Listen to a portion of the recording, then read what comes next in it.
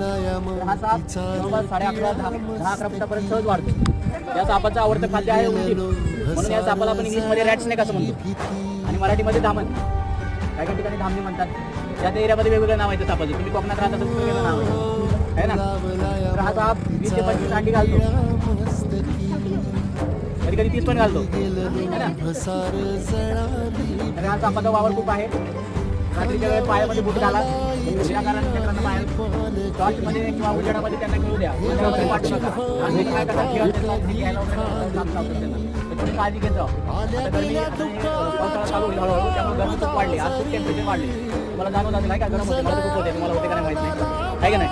तर त्याच्यामुळे साप बाहेर पडतो. त्याच्यामुळे जर जागा आहे बसण्यासाठी स्पेस पण होता, त्यामुळे थोडं डबल धरून बसतो. कॉन्टॅक्ट नंबर देतो, एवढ्या करता देतो की तुम्हाला कुठे साप दिसला किंवा असं कुठे पण आढळलं तर तुम्ही मला कॉन्टॅक्ट करा. तर सापाचा फोटो काढून मला पाठवा. जर पॉसिबल झालं तर